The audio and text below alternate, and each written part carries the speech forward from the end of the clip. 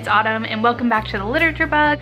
I don't know about all of you guys and where you're from and where you are on this lovely earth, but right now I'm wearing a long sleeve top and jeans right now, so nothing can bring me down. Except maybe this gap that always happens between my bangs. That's kind of annoying. Today's video is going to be a little something different. Usually I'm talking about books that I have already read, books that I have read more recently than not, but I got to thinking the other day that it's not often that I get to talk about the books that really fueled my love for reading when I was younger. There are like the key ones that I bring up a lot. There's Harry Potter, but even before that, there were books that I was reading as a toddler, that my mom was reading me as a baby, that really influenced my love for reading, and I really wanted to share with you some of those today. The concept of which books stay around. I know myself and my family have done a lot of moves growing up, so a lot of our books that we didn't have a special attachment to did get donated or given to them as gifts so that they could enjoy them. But through all of that, there are books on my shelf that I have had for like more than 10 years, some even more than 20 years. Went through this morning and I pulled them all out and I am like sort of astonished by how many are there. So that is what we're gonna do today. I have a bunch of books down here next to me that I'm going to share with you. Let you in on sort of what age group I was when I read them and when I purchased them or when I was gifted them, as well as give you details as to why I loved them so much as a youngster. So I'll quit talking now and we will get right on to the video. Alright guys, so the first book that I have here in my hands is Hoot by Carl Hiaasen. This book has been on my shelf for years. I actually think we probably stole this from school. Not intentionally, obviously. Oh, there it is. So this was definitely taken from my 7th grade classroom. Thank you, Mrs. Sims. This was one that I couldn't put down and overall just loved the story. So this is a great example of a book that lingers and hangs out. 7th grade is when I scooped this bad boy up. I actually can tell you that I haven't read this book since. I recommended it to other people, but haven't reread it in a long time. So maybe I'll do that as a short read sometime this fall, or I don't know. We won't talk about time frames because it could get a little crazy. Alright, so the next two books go together because they are part of a series. I think I was probably in 6th or 7th grade when I started reading these, and that is the Amazing Days of Abby Hayes series. I can specifically remember having a purple book, but the purple one was my favorite. The pink one is a story called Look Before You Leap, and this one is Have Wheels Will Travel. These books are super fun if you're a girl. Not saying boys can't read it, whatever floats your boat, but as a little girl, like a 10 or 11-year-old girl, these books were right up my alley and they were very relatable. I used to fly through them, and when we used to go to Borders with my mom every now and then in Concord, these were the ones I always went to first. They're easy to read and they even have like these fun little journal entries. I keep these on my shelves in hopes that one day I will have a little girl to share them with. Alright, the next book that I have from my childhood collection is called Ida B, and this book is by Catherine Hannigan. I know that my sister, when she was younger, she picked it off my shelves and she devoured it.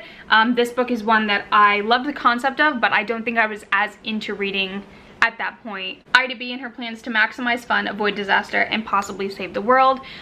So is a very empowering book for girls. Like I said, looking at the conditions of the books and sort of what I used to do with them is kind of fun. So like this one, I put my mark on very faintly here in pencil.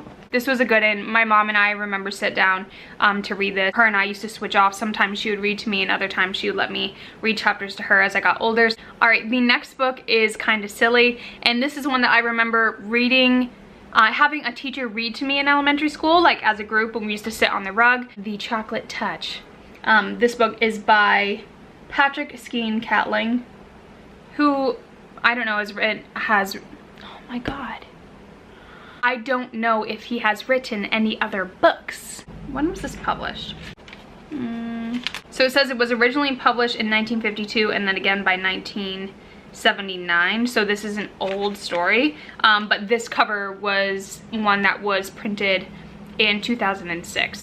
about a kid who loves chocolate. Who doesn't, am I right? After wandering into a candy store and buying a piece of their best chocolate, John finds out that there might be such a thing as too much chocolate. Which I guess you'd need a fiction story to explain, because I don't think there is such a thing in the first place. Super funny that this is still around, and I will hold on to it for as long as I can. Alright guys, the next book that I'm going to show you has been beat to death.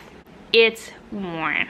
And that is Utterly Me, Clarice Bean by Lauren Child. If you guys can't tell, the cover is like, I don't know. It's broken and creased and crinkled in 1,000 different ways. Marker, some like coffee stains. When you have books hanging around for this long, I guess there is no telling what sort of shape they will be in. I have read this book probably upwards of like 8 times. Utterly Me, Clarice Bean just follows Clarice Bean, this little character. I love the illustrations of this, and what was awesome about this book was how interactive it was. Every one of these pages has sort of a fun thing going on. There's little illustrations, different illustrations like this with the water.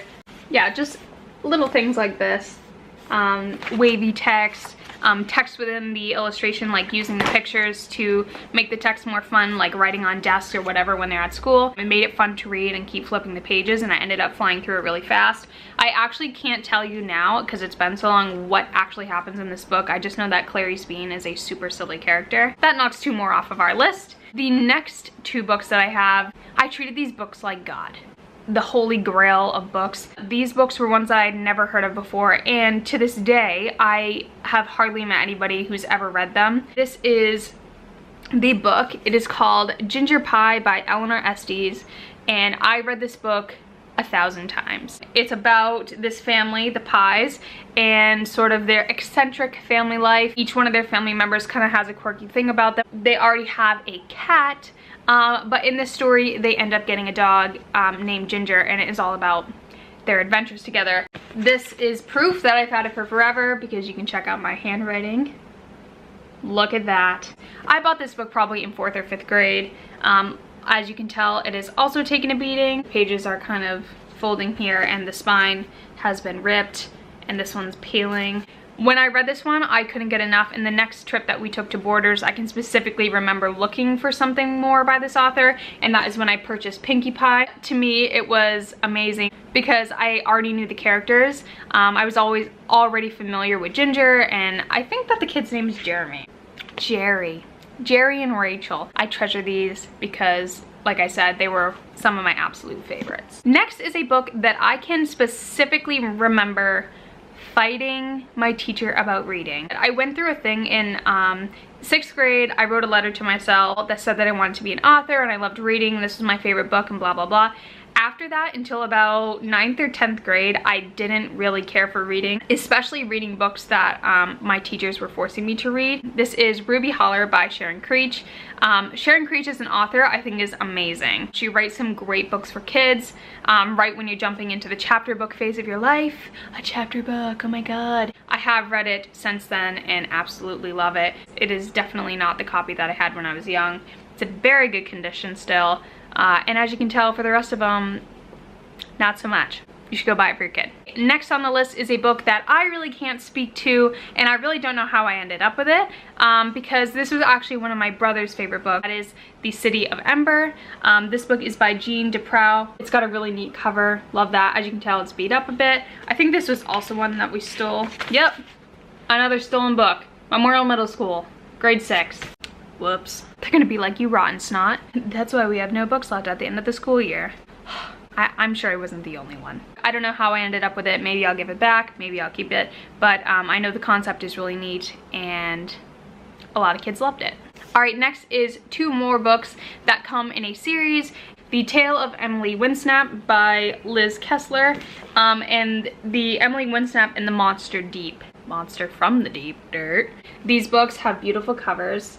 And back when I was little, mermaids were like my shit. Always wanted to be a mermaid. Whenever I was at the beach, I was like flapping my little fin, trying to swim, discover buried treasure in the lake. Loved The Little Mermaid, had the bed set, the whole thing. So anything that had to do with mermaids growing up, I was like involved 100%. Because I believe that Emily being a mermaid is something that she does not know about until later in her life. It always reminds me of The 13th Year, that Disney Channel movie. Does anyone else relate to that?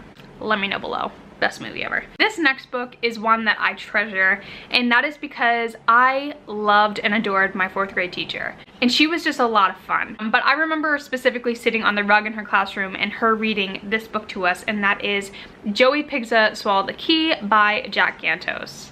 This book, to this day, makes me laugh. And this follows Joey Pigza, this little boy who has, I believe, ADHD or ADD. He's a little bit out of the ordinary. He's a little bit more crazy than the rest of his classmates. He has a little Chihuahua dog named Pablo. His grandmother's like a chain smoker and is like a psycho. I don't know what happened. I can't remember if it's his mom or his dad. I think they're both pretty absent from his life, and he lives with his grandmother, but like I remember something to do with a motorcycle, like his dad and a motorcycle. He lives a pretty rough life. If you dissect it as an adult, you're kind of like, oh my god. But super hilarious for anybody who wants a good laugh and wants to just have a fun read with their kids. So we're gonna go through some of these a little bit more quickly, but just as important and just as fun.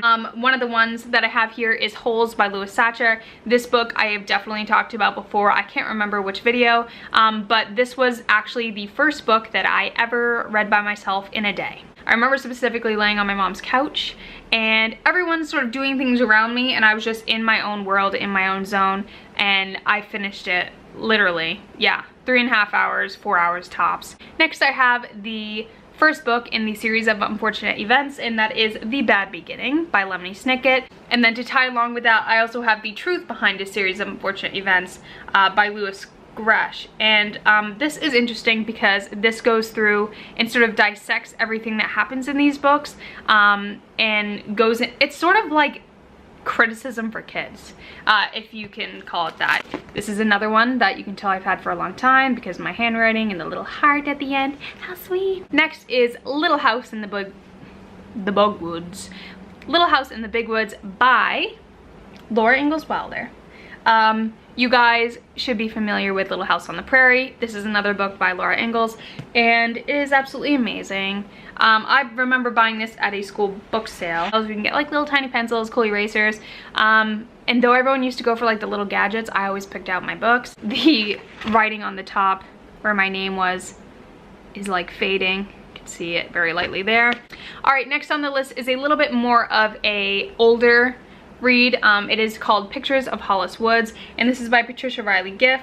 A lot of these books I'm finding that I'm showing you have won the Newbery Honor Award, which is awesome. I can't even remember at this point all the details of the story, but I know that it is a little bit more of a deeper book. It's got different themes in it. It's not a very playful book. It's a little bit more thought-provoking, I would say, but definitely a good one. Also stolen from my school. I'm so sorry. Mrs. Lund's class, so I would have been in 8th grade. 8th grade English. Thanks, Miss Lund. Next is a book that was my #1 pick for my favorite book, and it is Absolutely Normal Chaos by Sharon Creech. This book is phenomenal. If you need a laugh, if you need something that's relatable, this is it. This girl in this book was so me back then, and in 6th grade, it spoke to me. So I keep this one on hand because it brings back a lot of memories for me. Very enjoyable times reading this. And the writing, like I said, is great. Ramona and Her Father by Beverly Cleary. I loved her as an author as well. She's got like 1,000,001 books. I always loved this book because I have a very great relationship with my dad as well. And any story that had to do with that sort of hit me in the feels. And the last one is a book that I guess I picked it out while I was trying to pick books for this video, but I don't know if I consider it a children's book. Still, because it fit in that middle school category, I wanted to share it, and that is Lord of the Flies. And the concept was absolutely just crazy to me. It sort of has like a Peter Pan vibe, but for any of you who have read it as an adult, it's a lot deeper, darker, and it also has a lot more meaning behind it. Also, stolen from school. You guys, I didn't know there was so many. All right, guys, 5th grade or less. Here we go. First one is the monster at the end of this book, starring lovable furry old Grover. This book is amazing. It's hilarious. It's Sesame Street characters. How can you not love Grover, for one? It's just a great book for little kids. It's interactive. It's silly. It's one that they can read when they're a little bit older, but also a very fun one to have read to you. I remember them reading it to me, and I was just having a blast. So this one is excellent. Next is Amelia's 6th grade notebook. These are by Marissa Moss, and I know for a fact there are tons of these books, tons. They are all written like journals, super fun with doodles. I think this was a book that my mom and I had picked out together as sort of a transition book to prep me for sort of what middle school was going to be like. I always loved reading these. I used to get these from the Meredith Public Library all the time when we were at my dad's. Just thought they were fun and fantastic. A oldie but a goodie, and also a classic, and that is The Giving Tree by Shel Silverstein. Wow. What a charming looking fella he is. Anywho, talented nonetheless. My mom used to read this to us when we were little. I feel like it has a lot to do with motherhood. So something that she could relate to, but a great story for us as well. I love having this around. It's got all of the classic illustrations in it, just black and white. Super simple, but this book hits me in the feels. It warms my heart, and I just love it. Two of the books that I'm going to show you next are by Patricia Polacco, who I remember specifically reading in kindergarten and 3rd grade because my teacher, Miss Wynot, had a super love for her books. The first one that I have is The Butterfly by Patricia Polacco, and this is all to do with the Holocaust. The illustrations in these are really absolutely gorgeous. These books are a little bit longer as picture books. They've got a lot of text, but they were always really captivating when I was little, and I used to love having them read to me. And then later on in life, I picked up The Keeping Quilt. Super great illustrations. A lot of these ones are black and white except for the quilt. Which I think is really neat. They're great ones to read and then discuss in your classroom, I feel like, or in your home with your child. Alright guys, we have made it to the end of the video. These next books that I'm going to show you are ones that my mom gifted to me. They're books that I think are very underrated. I think that they deserve a lot more attention than they get. The first one is The English Roses by Madonna. She's very talented, a very talented writer, and these illustrations are absolutely gorgeous. The English Roses I can definitely recommend because it has a lot to do with fitting in. Bullying has a lot to do with bullying, which I sort of went through in my middle school years, but look how gorgeous the illustrations are. They're very bright, they're very pretty. I just think they're beautiful. The cover is absolutely amazing. But yeah, so this book taught me a lot. It was a way for my mom and I think to discuss some of these things, putting yourself in another person's shoes, and trying to just understand everyone as their own unique person, and be open and welcome to all different types of people, because as my grandmother would say, it takes a lot of different people to make this world go round. Lots of Dakasha by Madonna, another great cover. Illustrations on the inside are very pretty and detailed, where like I said, it's not just strict text, but there's different pictures and things. And then the last one that I have is called Yakov and the Seven Thieves. These ones look more classic, almost like ancient paintings. Different ones like this. I do not think that these are all the books that Madonna wrote. I know for a fact I am missing Mr. Peabody's Apple, and that is one that I will eventually have to look for to finish up sort of my collection. Each one of them has a great message. I think that's one of the great things about reading, especially while little kids are growing and their brains and their thoughts and their personalities are still molding. Books are a great way to get their genuine interpretations of things. They're able to explore and get that hands-on sort of experience as well. And I really hope that I'm able to have those conversations, those experiences, and just the fun that reading brings with my own children. Otherwise, you guys, that is all I have to share with you today. Those are a big part of the collection of books that I still have from childhood and middle school years, and I hope that you enjoy getting to see some of them. I would love if you guys would comment down below what some of your favorite books were back then, and which ones that you might still have copies of or have repurchased because you have a connection to them. If you like this video, make sure to give it a thumbs up and subscribe to this channel if you want to see new bookish content from me every single week. We'll be filming throughout September and October some really fun fall themed videos, and can't wait to share those with you. I hope you will stick around. Thank you so much for watching again, and I will talk to you guys later.